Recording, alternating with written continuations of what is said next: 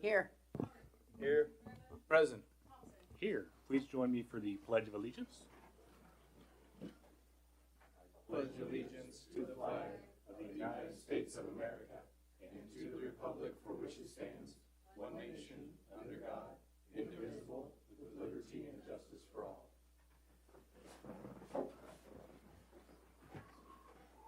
Okay, good evening, everybody.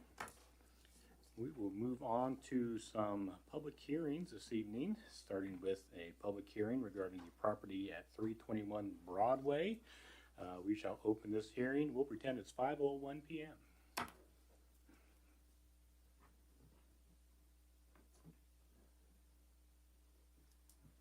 Zach? Good evening. Good evening. Still have had no contact with the owner of the property. All the mail gets returned to me undeliverable, so I say we just move forward and get the property cleaned up so the neighbors don't have to deal with it. Okay, and this is a property where there isn't actually a structure. It's foundational and just kind of, And not even the foundation. They dug the foundation up and left the hole with thought of redoing the house and then never did anything. We dealt with the shipping container on the lot last year. That got removed, but that was it. okay. Anybody have anything they wish to speak regarding this property?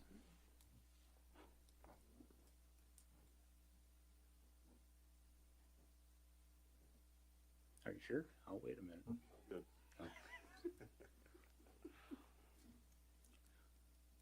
Okay, nobody has anything. Let's go ahead and close this hearing. And moving on to the next hearing for public structure, or at 508 West 15th regarding an unfit structure. We shall open this hearing at 5:02 p.m. Zach? Last year, I got a hold of the owner. They stated they were gonna tear it down. They have not done so. I did talk to the owner today. She called and said she wouldn't be able to make it. They had planned on doing it last year. The guy they had hired wasn't able to do it, and now they don't have the funds to do it. I asked if she tried for the grant program for the demos. She said no, so she's gonna come into my office and apply for it tomorrow. So I don't know if we do the 30 days because you have to have 90 days to get the grant money anyways. So we may adjust it a little bit when it comes to the resolution and give them 90 days instead of the 30, and then we can move forward with tearing it down if they haven't.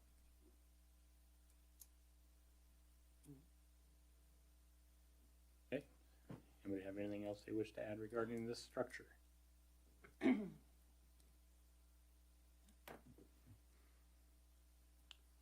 feel like waiting the 90 days when we get to the part or the point where we have to make a motion, that I would be comfortable with that as long as they come in tomorrow.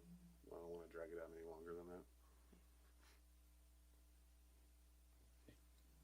Anybody else?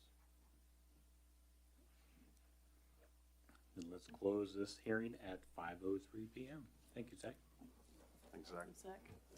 Anybody signed up for public comment? No public comment. Okay, we'll move on to presentations. We have Bill Bierman, and come up and do a presentation for us. I think we're working on something there. All right, no worries. Well, welcome. Hey, Josh, just 1 second. Bill, they're saying that they can't hear the podium at this time.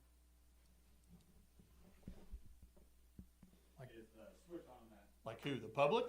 Yes. Yeah. Oh, wow. Yeah. Okay. Better be extra sharp tonight. Yeah. Ready to go test 1, 2. You're getting a test 1, text 2. message from the public live. Yes, sir. So speak loudly. I can hear it, so. Okay. I think it's much better now, so. Anyway, thanks for having me. So we've been in discussions. Hopefully we'll get it up soon and I can kind of use my presentation as a guide.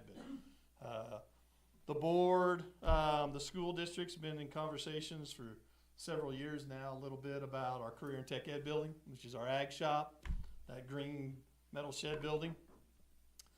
And so we've probably been back as about 5 years probably now, kind of trying to figure out what to do.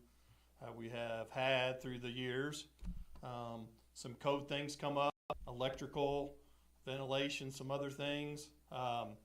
Certainly you can buy time a little bit know that if you write a plan, hey, we plan to address that, you can kind of keep kicking that can a little bit, but eventually you're gonna have to do something. So we've been brainstorming ideas, and I think we're kind of to a point where we kind of have a plan, but some of that involves the city and where we're gonna put it, and the street. So it doesn't really do us much good to keep going and kind of till we talk to you guys about that a little bit. So that's kind of where we're at. Here we go. Hey. All right. So we're going to talk about the Career and Tech Ed building a little bit, and then honestly, kind of want to visit with you about the possibility of the sales tax part and kind of look at that and see where we're at with potentially that as well. So I guess I'll just say, next slide. All right, very good. So a little bit of history, kind of going back to kind of set the stage a little bit. In 2013, we passed a bond election. Most of you were here for that. Certainly have appreciated the community supporting our schools with what was a 8.75 mills for 20 years. And then we attached a 1/4-cent sales tax with that. Through community meetings and other things, there was a lot of conversation about how to keep property taxes down, and so 1/4-cent sales tax was part of that. We can't do that on our own. We had to come to the city, ask to get that on the ballot. That has flowed through the city, flowed back to us. That initial one, part of the city's ability to do a sales tax for someone else is there's a little caveat in there that you get to use some of those funds for infrastructure costs associated with the project. And when we did that, there were some electrical upgrades like at North and some of the other locations where the city took some of the sales tax dollars to help offset some of those costs. So, but anyway, that bond election helped us renovate West, North, the junior high and high school. All of those pretty much were gut jobs, a little bit of additions, tornado shelters, etc. But for the most part, all three of those buildings were new, and we are really proud of that and what that allowed us to do moving forward. It's pretty, it doesn't sound that long ago, 2013. I'm probably most proud of the fact of what we were able to accomplish for $15 million. From what I see, how cost is crazy now. It's amazing how costs have risen. So from Atwood's project on their new school to those types of things, it's just amazing how cost has risen. So really, really proud of what we were able to do for that. So Central through the years, obviously, we have our early childhood center there, district office. We have kind of just piecemealed that building together to kind of bring it up to code, up to compliance, etc. Something that pushed that over the top was ESSER funds. I think you guys sparked funds through COVID. We were able to use some of those funds to put the window and HVAC in there. So that certainly helped get that building kind of across the finish line. But we've never touched what we call the Career and Tech Ed building, our ag building. We just haven't been able to do anything with that. Next slide. So some discussions there for the last 3 or 5 years, like I said. Electrical upgrades, ventilation, the roof is an issue, siding's an issue.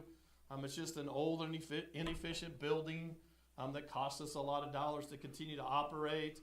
And it just probably doesn't meet a lot of the needs when it comes to those types of classes for what their standards and programs are right now. We have some other spaces that have popped up since we renovated in 2013. We didn't have robotics. We don't have broadcasting. We have some new things, technology that we're wanting to incorporate into the middle school that we just don't really have the space for because we put a junior high into a high school and we're kind of out of space for that. And Science Olympiad is our most proud program, I think, in the whole school district, or one of them for sure. And I always feel bad kind of that those kids don't really have a defined space where they can work on projects. We kind of drag it out, put it back in closets. I think we can improve that one too. Next slide. I keep hitting my button like it's moving on, but it's not. Next slide. Okay, very good. So anyway, kind of where we've landed for a long time, we bought these houses that came up for sale, kind of on the lot west of the high school, and through time have demoed those kind of with the thought of eventually making some additional parking for the musical and events in the auditorium. Now kind of our thought is leaning more towards moving the Career and Tech Ed building there. That's been the conversation the last couple of years. The red line on the top, we do own the house that is there right now. Kind of below that red line, which has been great. We've used that to put new teachers in there as a recruitment tool, and that has helped us. But should we put our building there, we would go ahead and demo that one too to increase the size of that lot. So that's why that red line is there. Next slide. If you're wondering, well, Bill, I'm looking at that map. It doesn't really look like that's much bigger than the current building. Square footage wise, that's how our current building would sit on that lot. So a little bit of a visual. That lot's 24,000 square feet. When we demoed the house, that's what the lot size would be. The yellow area represents the current structure of our building, which is 9,800 square feet. So that lot is quite a bit larger than what our current structure has available to it. So that's why maybe it doesn't quite look like it, but when you map it out, that's kind of what that looks like. You guys stop and ask questions anytime. Next, so there's kind of a visual. This would just be a starting place, initial drawings of what we'd be looking at doing across from the high school on that lot. It's hard to see probably from there, but the two large spaces on the back part near the alley are our wood shop and our ag building for welding, etc. We have some other additional classroom spaces in there, the art room, and then we have some spaces that we just don't have right now with what we call a smart lab, an actual broadcasting studio, a defined area for our robotics coding class. So those are some defined spaces in there, but we certainly are going to fine tune that. That's just a kind of initial drawing on it a little bit. Next slide. That's what a potential remodel addition. I should start off, that's new construction. We've been looking at maybe remodeling our current structure. If you want to go to next slide, that's a drawing of it. What's the next slide show? I thought I put a visual in there maybe. What's the next slide? The next one is how do we pay for it? Okay, so go back. Can you go back one? Okay, so basically everything kind of on the west side would be new. I kind of had this would be new construction on the parking lot, that line. That's kind of revamping our current building. So we've had that discussion about remodeling the current building and adding on to it for this desire of some new spaces. Now, next slide. So then kind of, what do we do? So it kind of led us down this discussion of a little bit of, do we dump money into an old building? The number we got back to add on and remodel our current space was $2.7 million. And to build the new one was $4 million.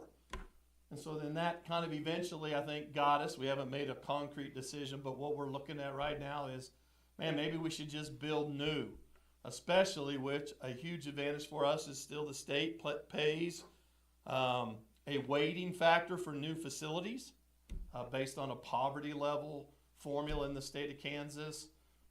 Shawnee Mission, Kansas, if you know where that's at, gets no new facility weighting.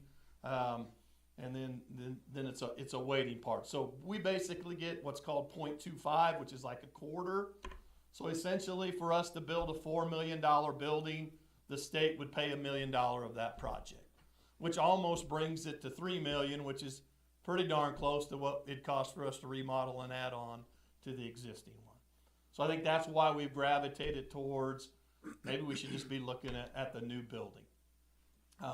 Go ahead and there we go. So if we look at how do we pay for $3 million, so this has been an ongoing discussion for a couple years now. I'll make it easy numbers so we all understand it's not quite 100,000, but 1 mil generates, I think this year it's 94,000. It's been as high as 98, so we'll just call it 100,000. So early discussions were, right now we operate on a 6 mil capital outlay, the school district does. The board, we've never gone to 8, even though we have a resolution and adoption and authority to go to 8. So I forget the number. I was going to include it in here, so I apologize. I think almost 70% or more of school districts in the state of Kansas have 8 mils towards capital outlay. But so we can go to 8. So we kind of were thinking, well, we could just do a 2 mil increase. That would generate 200,000. Maybe we take a mill, which would be 100,000. I don't know why I stopped at 1,000. That should be $100,000. So basically, by doing those two things, would generate $300,000 a year.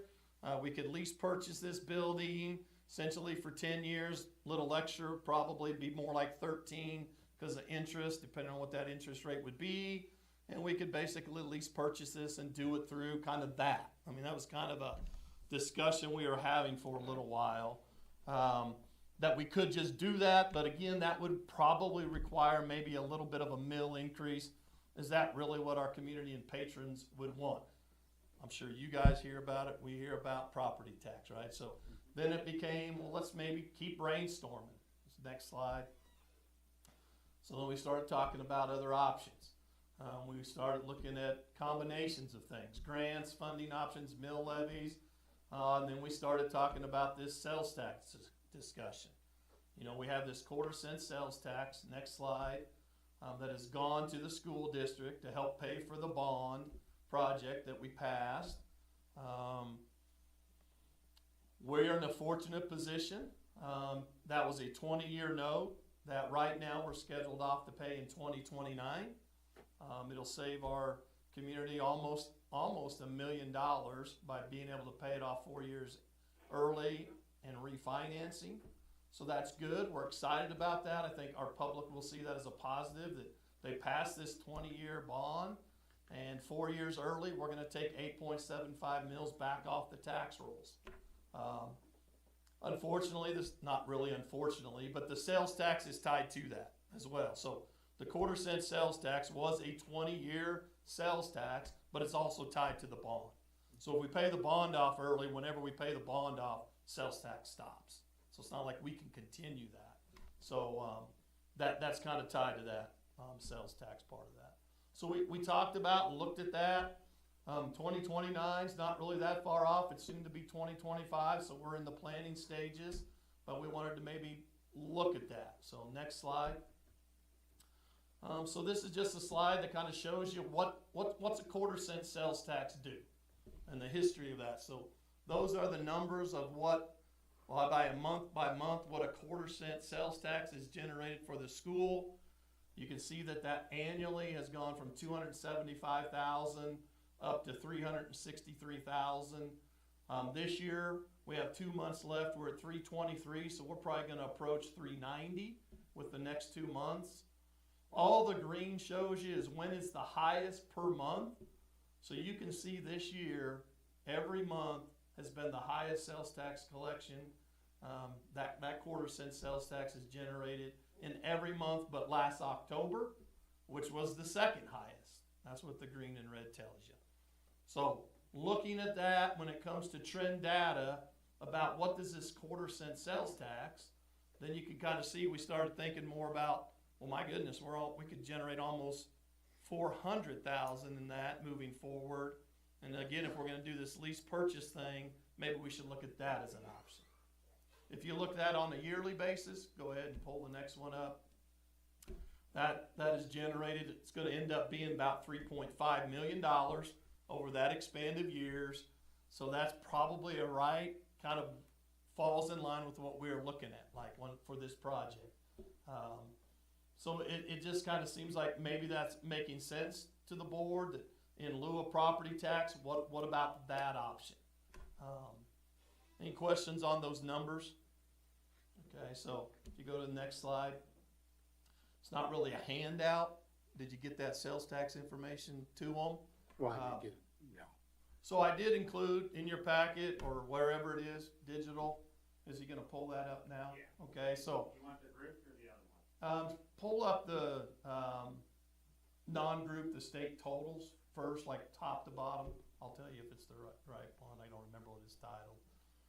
But when we decided at our last board Monday to continue maybe to look at this, talk about this, it made me dive into what are sales taxes rates in the state? Where do we rank? What's that look like? Are we out of the norm? What's the average? So that's the information I included. I think some people I've even heard, we have the highest sales tax in the state of Kansas. That's not true.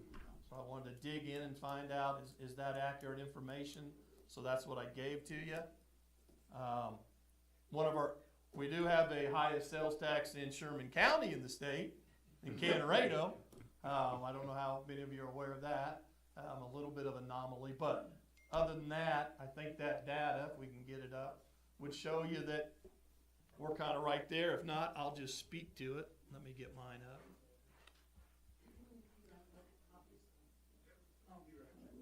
I didn't want to make copies because it's a lot of information. The one pager we probably could, yeah. So give me a second and I'll pull up so I can speak to it, and then she'll get it to you. Sales tax grouped. So like I said, basically the state of Kansas, every taxing entity from county to city for a sales tax charges 6.5%. So there's nothing really you can do about that at a local level. There that is. Thank you. It is showing you that Canorado indeed, with a total of 10.75 sales tax, is the highest in the state. But if you move outside of that, and then I just kind of grouped them into how many people, so that's what the 3 shows you are at 10.5, how many are at 10, how many are at 9.975, etc. If you move down, and then I kind of highlighted some that are out here. So if you go down up a little bit back to there, you go, you see that Norton 9.5, Quinter 9.5, St. Francis 9.5. Now you can go down a little bit. There you go. Some others, and so we fall basically down in this. There's Hayes, and we get to where Goodland is at with Colby, Goodland, and Hugoton. I just kind of did like schools, like communities. We're all at 9. That's with the quarter-cent sales tax. So that goes through 700 and some odd taxing entities in the state of Kansas that have a sales tax. So it kind of shows you where we are at kind of with our current one. I kind of did a one-page summary of that. That's what she just handed to you to kind of show you where those tax rates are, where we fall. We're in that 48 at 9%. And maybe Kent's probably showed you that before. I'm guessing some version of that. I'm sure you guys have talked about that. This is coming on the back end when we talk sales tax too. When we turn around in January, the statewide sales tax on food goes away. I think most of you are aware of that. 6.5 will stay there for everything else, but when you go buy food items, that is going away too. So, back to my slideshow. Are you able to get back to that? Awesome. So that was the handout. So go to the next slide. So I was talking about, so looking at those historical numbers that I showed you, a 10-year quarter-cent sales tax, most likely, plus or minus, would generate $3.5 million for the school district. We'd probably look at, if we were to move forward, big if, right? Lots of things have to happen. That wouldn't start because we're asking not to stack it on top of the one that we'd pay off in 2029, but to kick in after that. But let's say somewhere, we haven't even talked timetable yet, but if 2027 it starts, we could probably spend some of our capital outlay a little bit, kind of year 1, year 2, between demoing the building, starting overruns, equipment, etc. We'd have to use some of our existing dollars, but we'd kind of know where we're headed. Next slide. So from a city perspective, again, there would be some cost. I'll show you those in a second, to the city and our plan. So obviously a city sales tax that you guys adopt, flow back through the school, but you can use at least 10% of those funds. Mary was here kind of when we were doing that initially until we had everything. It is easy to do, so you could pay for some of these infrastructure things that we might need your support on through those funds. So really, does the city support?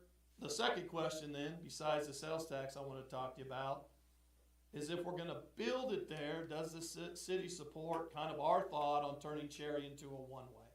So if you go next slide, here's kind of what, again, this is just a mock-up, right, of what we're thinking right now. From a school safety perspective, traffic flow, kids crossing the street, it makes a lot of sense for us to turn from 12th to 13th or 13th to 12th, if you're looking at flow from south to north, into a one-way. And if we did that, again, there's where maybe some of those costs associated with the street may be incurred a little bit, or we have to look at paying for those jointly. Does everybody kind of understand what we're looking at location-wise, west of the high school? Yep. We feel like that offers a lot from a management logistic point for the school, instead of where our current facility is at. We can see students moving back and forth easier, et cetera. There's a lot of reasons why that makes a lot of sense to us. But if you go next slide, it just shows you a little bit different view of that, looking at it. Another one's gonna show you from the next slide, kind of from the other side of the building. So, and again, that doesn't mean that that's exactly what it would look like, initial drawings on that. So, next slide. Another thought, a little bit, some people have asked, well, what would you do with our current VOAG department? So we bounced around some ideas on that. I kind of numbered these. One being down here where our current facility is at. This is our current ag department. Most of you know we own the maintenance shop. That's where our main maintenance shop is, north of Casey's, number 2 on the map. Some of you may know we have storage of a shed kind of over by Wheat Ridge, number 3. Thanks for the arrow. And then we also own over here by Central Caddy Corner, what we call our warehouse, number 4. So I certainly think there's some options to look at those 4 buildings and how do we condense them down, right? So an easy one for us to think about and consider is if we get rid of, if one becomes open, do we sell off to the building north of Casey and move our maintenance shop next to our biggest campus? That's an option. Do we sell, is there enough space in one to sell off 3? Or is there enough to sell off 4? There may be some combination of taking those and kind of condensing those, which we're always trying to become more efficient and downsize if we can. So, next slide. So really the question tonight, which I'm not asking for a vote, just discussion. Basically, would the city support putting a question? Because it's no different. I'm not asking you to say, yes, I agree we should do that in lieu of property tax. It's really, are you willing to put it on the ballot and let the community decide?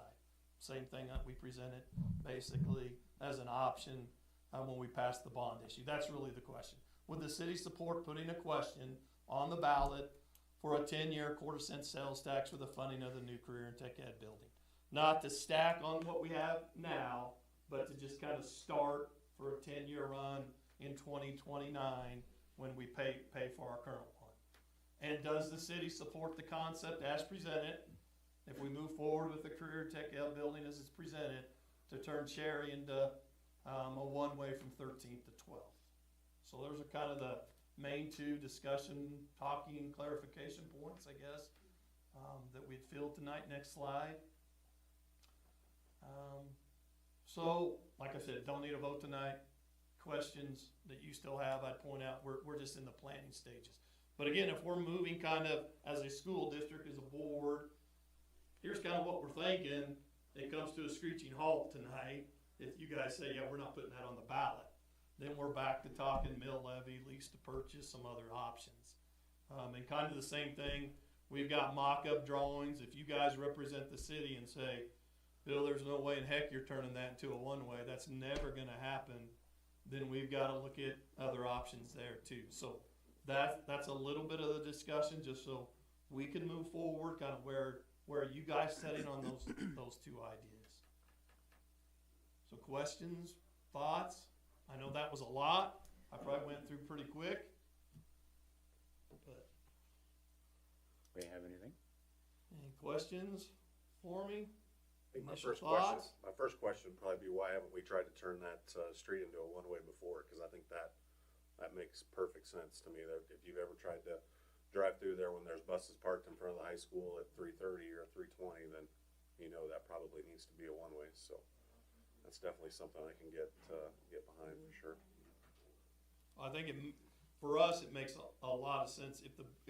I agree with what you said. Why hasn't that been done already? Yeah. Certainly when we move that building over there, and there's a lot of traffic flow going, student traffic flow back and forth every hour the bell rings, not just at the beginning and end. Certainly makes a lot of sense from our perspective, but we're not the city, it's not our street. So, Any other thoughts, comments? One thing I could see with the traffic flow, and it would obviously be a good practice anyway, is to have the planning commission review it as well regarding traffic flow. I think they would have the same responses you did, Commissioner Showalter, but it would be good to have them involved regarding changing traffic patterns or anything else, as well as the police department involved. So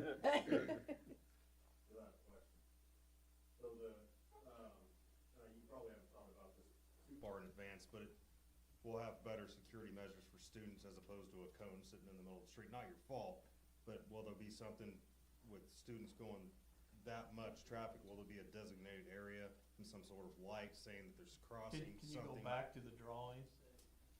I think one thing that'll help is, again, with the angle parking, creates a bump out. So visually, like if you go one more, actually it might be better from the one before that. Yeah, even go there. You can kind of see how the curve comes out, right? And same thing on the other side. We've even talked about, like if you're over at West and you come through the parking on the east side between the playground, there is almost like a bump going over there. Yeah. Again, that would be, we'd have to work with the city on it. I don't own the street. But that's a conversation to have too. I mean, that makes a car slow down. Yes. You're not coming through there 30, or even 20 probably at that. So, but even without the bump or a sidewalk, just the visual of the curb outs and the sidewalk probably makes that a little bit more visible instead of our angled cone on the south side. Plus on the security side, and again, it's just because we just didn't know where we were going with the building. Obviously, when we knew a new building would put a secure access on those doors, like we have on all other. We don't have that over at the Boac Park. In other words, you gotta be buzzed in, you come in, there's two doors, you can probably get in the breezeway, but you can't enter the building without getting buzzed in, so, that'll be a nice feature too. And I'm sure that. Great question, good comment, I yeah. don't know that if the city could, or the commission, or whoever that would be, could make that stretch of road 20 miles an hour when school's in session with the lighted, when lights Mhm. on 20 miles an hour or something Yeah. like that. So I think that would also help. And I think, you mentioned planning commission, I agree. There would be some discussion probably on that perspective. Is it a one-way all the way? I mean, all we needed is from 13th to 12th. I mean, the city might decide, we're gonna take this a one-way all the way from 17th up to 8th. That's up to you guys on that, right? Planning commission, and how flow of traffic works and all of that. Or planning commission comes back and says, we'd rather it go the other way, north to south. That's not that big of a deal to us. It feels like for us, just with the way traffic flows now, it flows south to north a little bit more than north to south. Most parents are coming in south, dropping off kids, going out north. But other questions, comments right now? I think it's a good idea, the new building, because you said that some of the classes, you have to take the stuff out and put it back. If they have it out, they've got more time to learn. Mm-hmm. And that's what we're all about, is for kids to be learning stuff while they're in school, instead of moving stuff in and out. And then the 1/4-cent sales tax, a continuation is a heck of a lot easier to keep going than a new sales tax. I think that's how a lot of us would look at it. We're used to it, and it's unless when you buy a car, you feel a little bit of a 1/4-cent sales tax, but it takes something pretty big like that to feel. And everybody, I shouldn't speak to that because everybody feels differently about that. So, but property tax is an issue too. We're just trying to be creative and think about different things. What other questions could I answer tonight? I think my comment, when it comes to thinking about the sales tax and, the fact that we're the gatekeepers of whether or not that would go on the ballot, I think it might take me some time to warm up to the idea of extending that sales tax, but in the end, I'm never afraid to say, if you think you can sell the voters on it, then it's really up to them. That's their money. They get to make that decision, and And it's hard for me to say, no, you shouldn't put that on there. We're just, I don't know. And that's, Or like I it doesn't- said, that doesn't scare I'm me. not asking you to support the idea or not, it's just, are you willing to let the public To be the weigh in? pass-through. That was the same question I asked Yeah. on the law, right? Then you're right, it's my job to And you gotta educate sell and it to them, get yeah. out there and say we can do this or we can do this. I mean, that's really probably what it is. I think the board's in a position where they're like, we kinda need this building, we'd rather do that than dump into that building for the cost associated with it. We can do it just by upping taxes a little bit on the property side of things. Is that what we wanna do? And then, so that's why it's community public, you tell us what you wanna do. Yeah. I mean, I think, am I speaking out of turn? I got some board members. I mean, that's really all we're looking for at this point, probably. How do you, we're probably, we haven't voted on it for sure, probably looking at doing something anyway. How do you wanna pay for it? Sure. Is probably what they're doing. And I- Different than the bond. We couldn't have done a $15 million bond, like, right, by just doing capital outlay. But we can do probably a $4 million lease purchase agreement, pay $400,000 a year for the next 10 years. We could probably do a project like that, just through mill levy tax part.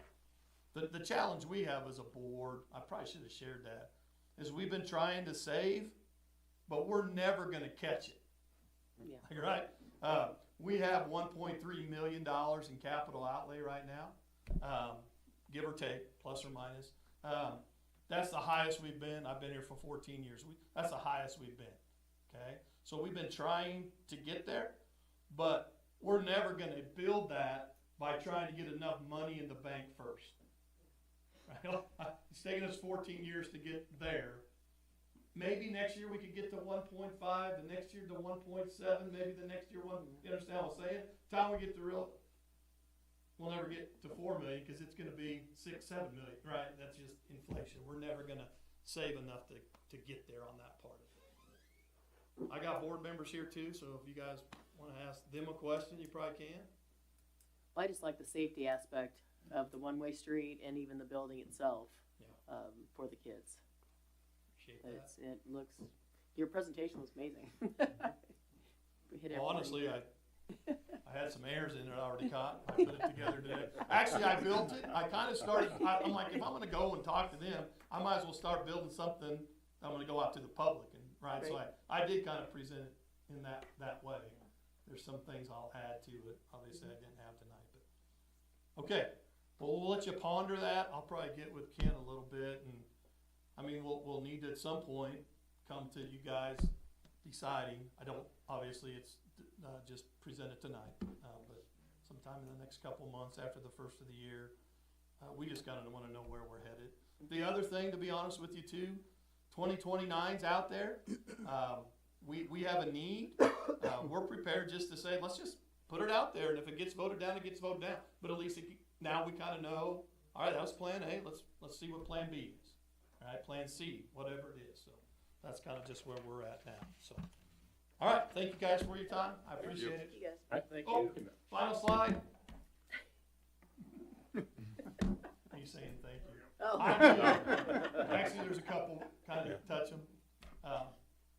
I do really, and this isn't just for this, I haven't come enough to tell you how much I appreciate working with the city.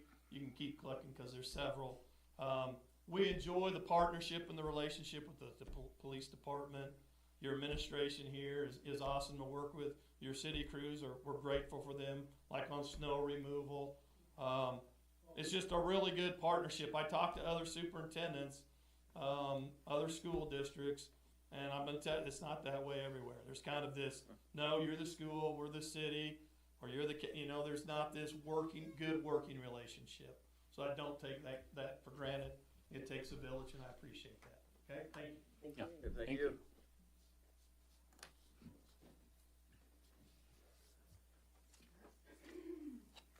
Okay, well, let's move on to the consent agenda.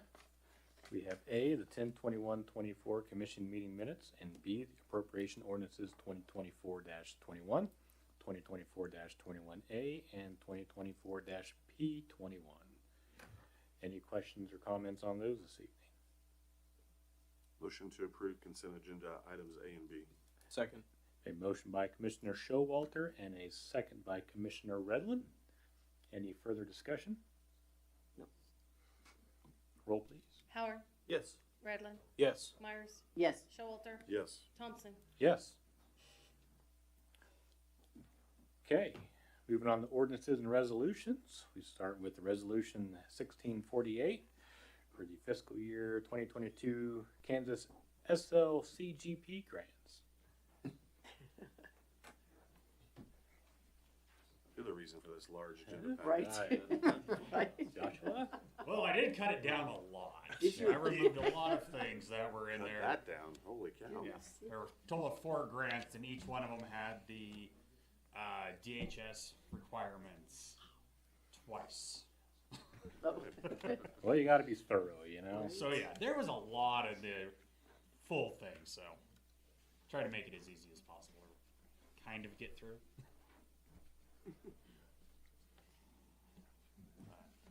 So this resolution is primarily to get authorization to have the mayor sign the various paperwork required for these grants. This is the, let's see here, what was the full name of it? Kansas State and Local Government Cybersecurity Grant Program. So, Nailed it, good job. this is the one that started back July of 23 was the first mention of it to us in a meeting in Hayes. So this is finally the culmination of year 1 of 4. So Okay, anybody have any questions on these? I will say, I think it's pretty amazing that we were chosen to be approved for all of these grants. I mean, this is a great opportunity for us and you to be able to bolster our system. yeah, when I first submitted all of these, it was like, I might get one of them. You know, I looked at that's why there's such the varying degree of awards in there, you know, from 4,000 up to 50. Because I'm like, well, let's see what we can get. And when they all came in approved, I was just like, did somebody mess up somewhere? Could you, just to kind of refresh us, could you make a really quick synopsis of kind of what all these grants are for? Yeah, not a problem. So the first grant is for police MDTs. Our current ones we bought from KHP for $250 a piece. And MDT stands for? Mobile Data Terminal, Thank you. or MDU, Mobile Data Unit.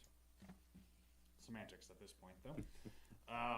The new ones are brand new, top of the line, way more specs than what we could ever handle. But since the grant was for that one item, that's all that it can go for. Initially it was for 10, we're gonna end up with 13. That's 12 for the police department, 1 for myself, because any of my CGIS work that I have to do stays on one of those machines. It does not go on my everyday equipment. The second one was replacing a server for a total of $47,800, I believe. That one will be a 96 core AMD EPIC server, 512 gig of RAM, and self-encrypting drives everywhere. Again, for CGIS compliance and things like that, everything has to be encrypted at rest, in transit, everywhere. So that's the reason for that server. The NAS is the same way. It is another one that has all encrypting drives. They're also NVMe, so they're super, super fast. And again, something we recently purchased a NAS that is for bulk storage. This is going to be for virtual machines and data that needs to be highly accessible, databases, things of that nature. The last one is for building-to-building bridges, and that was the smallest of the 4 grants at $4,100. And that is, instead of us laying fiber 8 years ago now, in a lot of locations we have a wireless link from one building to the next. Those devices are the same ones that we put in 8+ years ago. So this allows us to get those upgraded, better speeds, better security. And that's basically what all of this ties into, is that security aspect of things. So Basically, just under $110,000 worth of funding for projects. Yeah. Okay. Anybody have any questions or comments? I'll make a motion to approve resolution 1648. I have a motion by Commissioner Redland, Second. second by Commissioner Myers. Any further discussion? Roll, please. Yes. Yes. Yes. Yes. Yes. All right, thank you. Thanks, Josh. Thank you. Josh. Okay, moving on to B, Resolution 1649 regarding the property at 321 Broadway. Zach?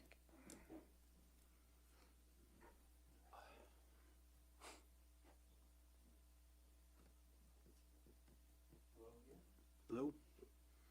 For 321 Broadway, which I believe was 1649. Mhm. That's just the 30-day period since we've been dealing with this for so long.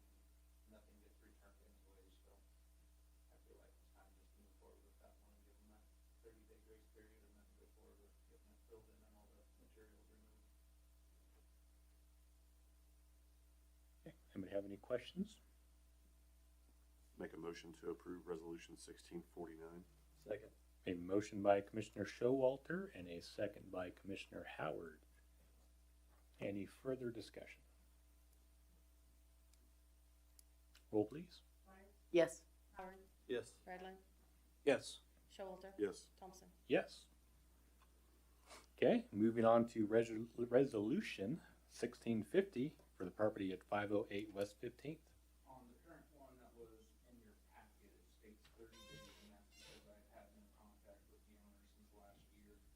I feel like since they did come reach out to me and they're gonna come fill out the application, as long as they do that, then I'd be willing to give them an extension on a little bit longer time to do it themselves instead of having to use city dollars to do it.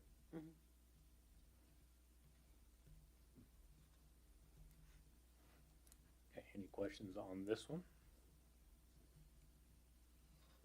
We're just gonna do a 90-day extension on it. Approve it for 90 days. If they don't have nothing done, we'll go ahead and take care of it then.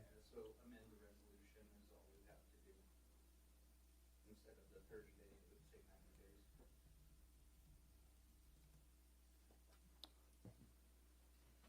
Okay, well, I'll make a motion to approve Resolution 1650, amended to a period of 90 days instead of 30 days. Second. Second by Commissioner Showalter. Do you wanna put that stipulation in there if they come in, or you just wanna do it as 90? And we'll just do it as 90, Okay, I think. thank you. Any further discussion? Roll, please. Redland, Yes. Showalter, Yes. Myers, Yes. Howard, Yes. Thompson. Yes. Thank you, Zach. Zach. Okay, moving on to formal actions. We have change order number 1 regarding the Caldwell Cost Share Project. Kent?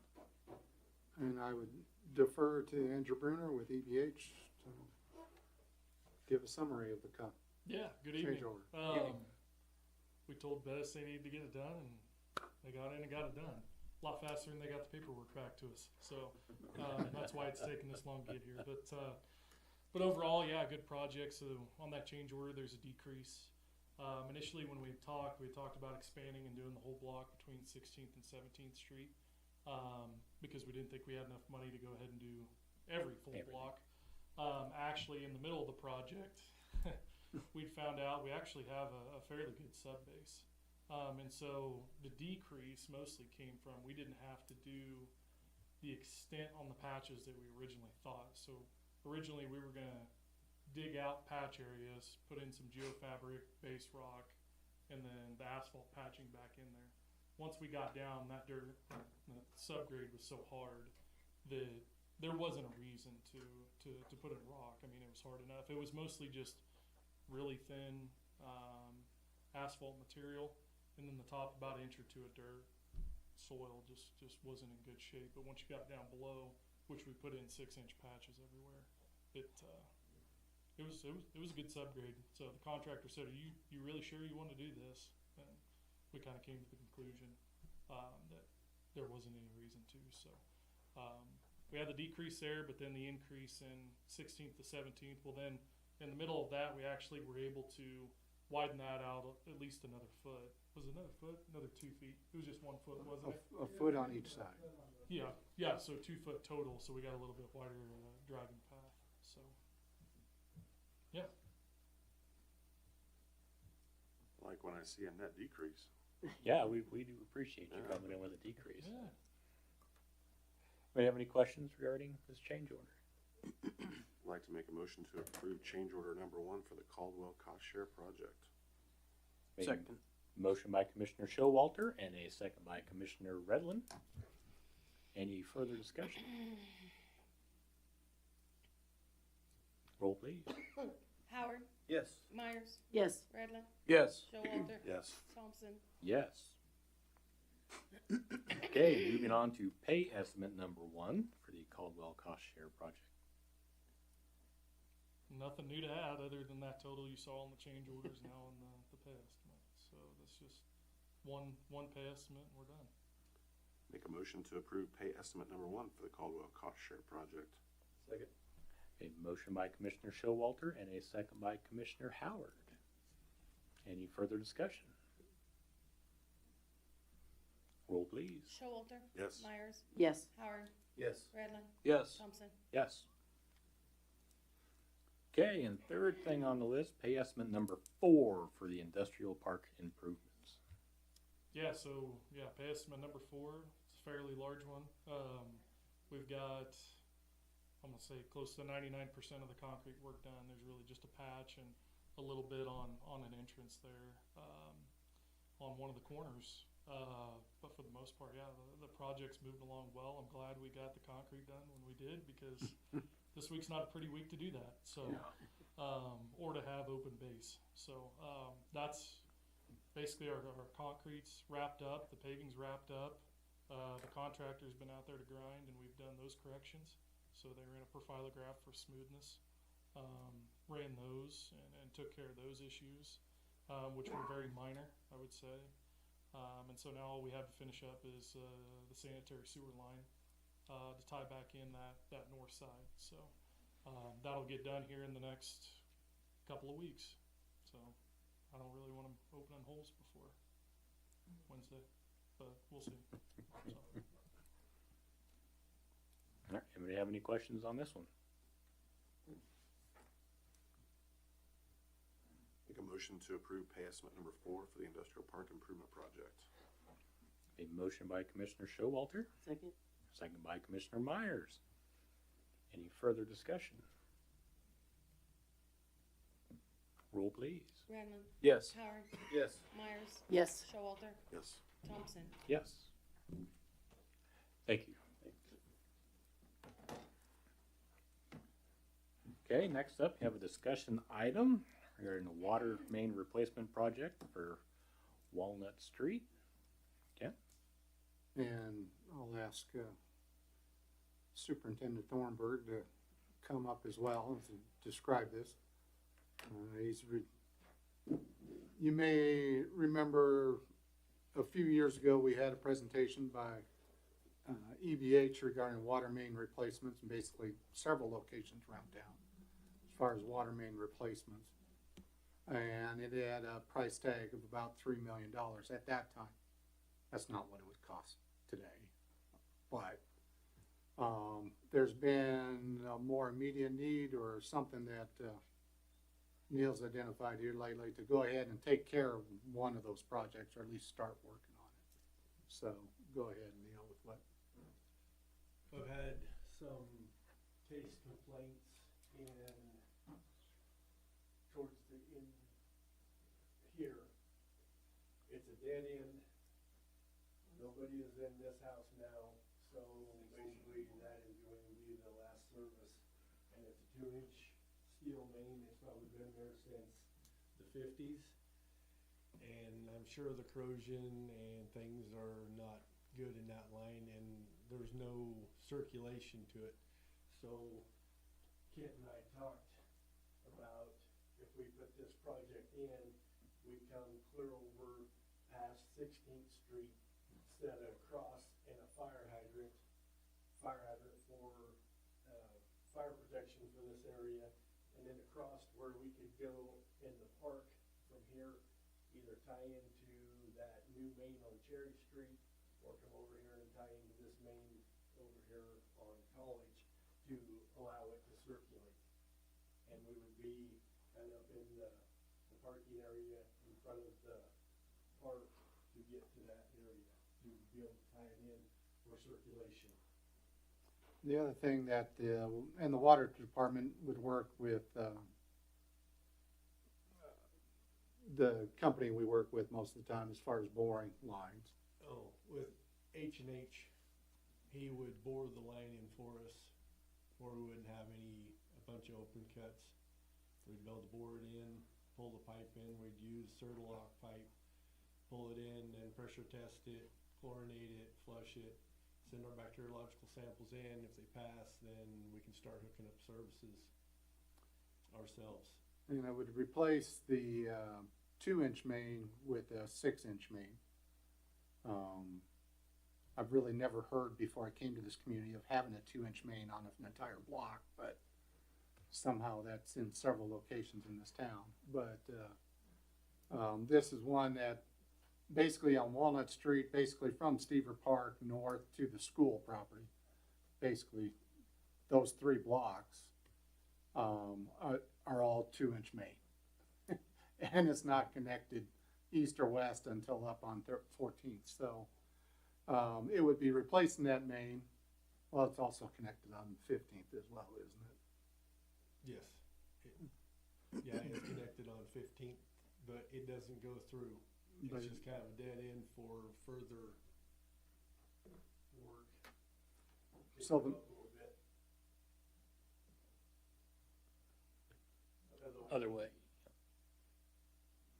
We would actually tie in this line over here, abandon this, to if we ever wanted to go from here on towards Arcade, we'd have a way to do it. But we would dead end, or we would abandon all that out in the street to do away with that line. That way we wouldn't have to dig up the street, everything would be behind the curb, and we wouldn't be doing any digging in the street until we got to 13th Street to tie into that 10-inch. Now, the first part of the project that we'd like to go ahead and get started working on is basically the south block, the 15th to 16th, and then the connection over to Cherry or the other direction, so it has the looping characteristic. Get that 1 block, well, it'll be 2 blocks because it'll be 1 block north and south and 1 block east and west, one or the other. But get that part done first, and that, because of that extra block to connect to either Cherry or over in the park on the other way, we'll end up around, it was just under, I think you figured about $25,000 or $27,000 for the extra block. for the extra block. And it was about 50,000 to connect with all the services and everything else. We have about $350,000 in SURF set aside for that water main replacement project. Obviously, 350,000 isn't 3 million to do as much, as was identified.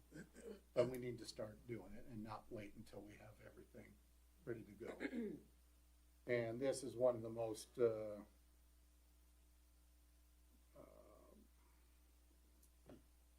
glaring examples of what needs to be taken care of. So if we can get that first block done and get his crew so that they're comfortable with it, and then move on to the other ones, the other 2 blocks will end up about 30 to 35,000 to complete. So it won't be that much, but this first one will end up just under between 75 and 90,000, somewhere in there, once he gets everything purchased to be able to get it accomplished. So that's what we're looking at doing. It wasn't really a discussion, but it's more presenting you, this is a project that we would like to go ahead and get started on. And do you guys see any issues or problems with what's presented? Yeah, no, I mean, we've got the money budgeted, and if you feel like this is the most pressing section that needs to be taken care of more immediate than later, then I don't see any issue with moving forward with it. Or it's a dead end, it's starting to cause a problem. And Yep. when Pizza Hut moved, we had a problem there. They weren't using the water, cause that service line actually comes from over behind the game shop, all the way Inland over Games to there, yep. Pizza Hut.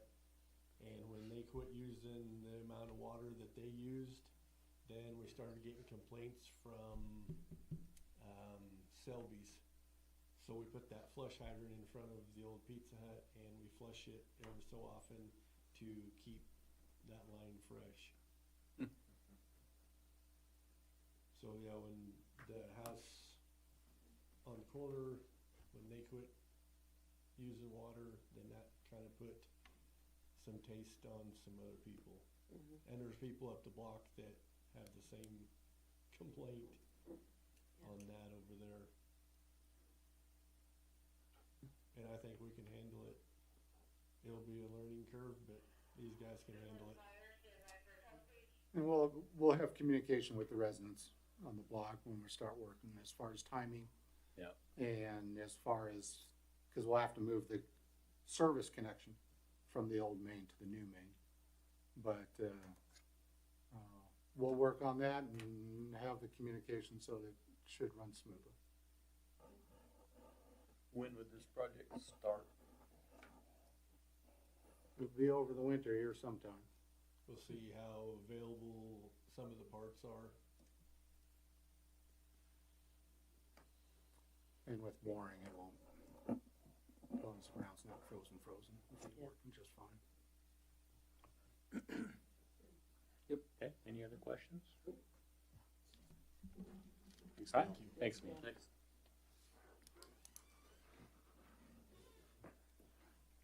Okay, moving on to reports, starting with our city manager, Kent. Well, I don't have much for you tonight, but you do have included in your packet the manager memo as well as the October month-end fund balance report.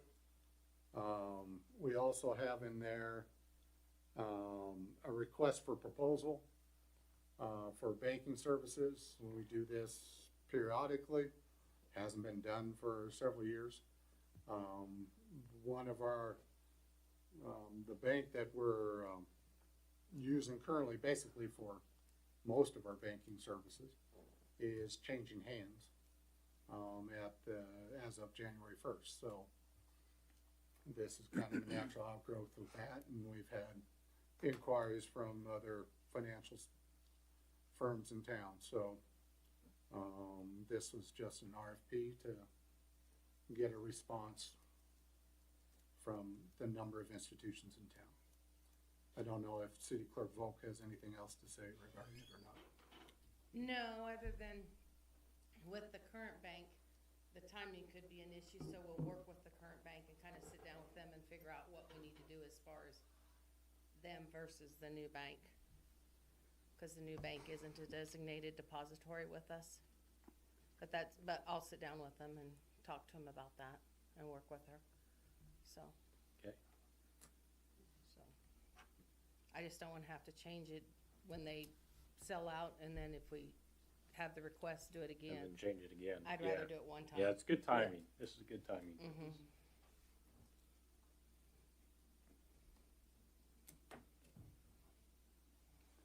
And was notified by Park Superintendent Krejci earlier today that they did complete the parking lot on the west side of the tennis courts. For some additional parking there, so that should work, 11 additional spaces, so that should help out during different events that occur there. So the street department and mainly the street department and the parks department put that together and was able to do that fairly quickly. So, and that's all. You already had the industrial park project update, and that's all I have. Okay. Anybody have any questions for our city manager? Trying to keep it short. So. Yeah.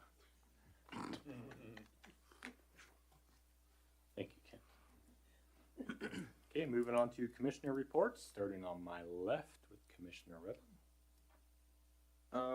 Yeah, I don't have anything to report. Commissioner Howard, Nothing at this time. Commissioner Myers, Nothing at this time? Commissioner Showalter. Nothing, thank you. Okay, and for my mayor's report, I actually have something today, even though I usually don't. I'm sure most people have heard at least rumors by now, but you know, sometimes life throws things in your lap that maybe you weren't prepared for, and you have to make some hard decisions in a short amount of time. Me and my wife had made one of those decisions, and we are going to be moving to Garden City. So with that, the end of this year will be the end of my term on the city commission. And as of right now, that's all I have to say about it, but I'll probably have more before the end of the year, but thank you, everybody. Thank you. And with that, I will make a motion to move into executive session under the authority of KSA 754319B1 for personal matters for non-elected personnel. I would like the commissioners and our city manager for a period of 10 minutes. Second. Have a second by Commissioner Howard. All in favor, say aye. Aye. Okay.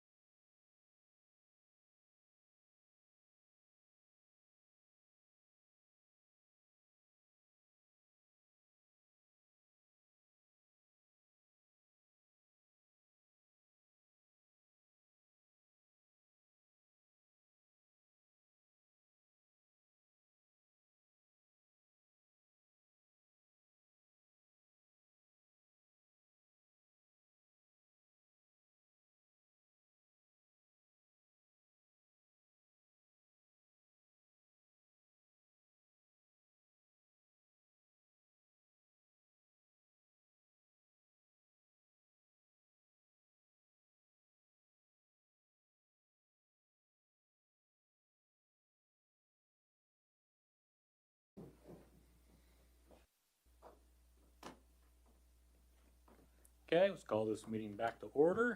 Does anybody have anything else they wish to say tonight? Then I would entertain a motion to adjourn. So moved. Motion by Commissioner Redland, Second. second by Commissioner Showalter. All in favor say aye. Aye. Thank you, everybody.